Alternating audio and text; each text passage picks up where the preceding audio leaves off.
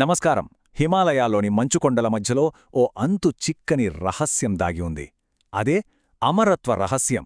ఈ రహస్యాన్ని ఎవరో కాదు, సాక్షాత్తు పరమశివుడే పార్వతీదేవికి చెప్పాడు. పదండి, ఈ అద్భుతమైన కథలోకి మనం ప్రయాణం చేద్దాం.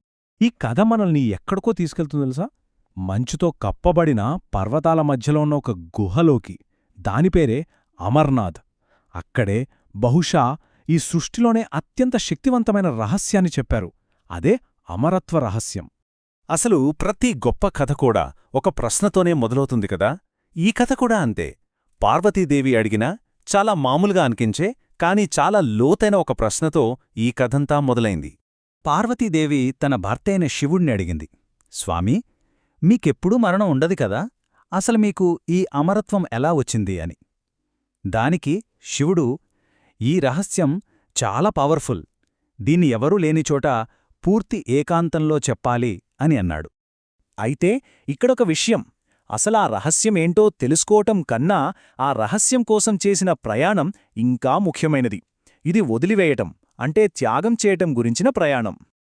అమరత్వ రహస్యాన్ని చెప్పే ముందు శివుడు తన దగ్గరున్న ప్రతీదాన్ని, తన అనుబంధాలన్నింటినీ వదిలేయడం మొదలుపెట్టాడు. ఇది ఏదో అలా చేసింది కాదు, దీని వెనుక ఒక పెద్ద సందేశముంది. ముందుగా తనకెంతో ఇష్టమైన నందిని వదిలేశాడు. తర్వాత తన తలమీదున్న చంద్రుణ్ణి, మెడలోని పామును, ఆఖరికి తన జుట్టులో ఉన్న గంగానదిని కూడా వదిలేశాడు. ఇలా వదిలేసిన ప్రతీదీ అమరత్వానికి ఒక అడుగు దగ్గర చేసింది. అంటే ఇక్కడ మనం అర్థం చేసుకోవలసిన విషయమేంటంటే, నిజమైన అమరత్వాన్ని పొందాలంటే ముందు మనం గట్టిగా పట్టుకున్న వాటన్నింటినీ వదిలేయాలి. అవి వస్తువులైనా సరే, బంధాలైనా సరే. ఇప్పుడు మనం ఆ రహస్య ప్రదేశానికి, అమర్నాథ్ గుహకు వచ్చేశాం. అసలు కథ ఇక్కడే మొదలవుతుంది. ఆ రహస్యం ఇంకెవరూ వినకూడదని శివుడు ఏం చేశాడంటే, ఒక పెద్ద అగ్నిని సృష్టించాడు. ఆ అగ్ని గుహలో ఉన్న ప్రతీ జీవరాశిని కాల్చేసింది. ఆ ప్రదేశం మొత్తం నిర్మానుష్యంగా మారిపోయింది.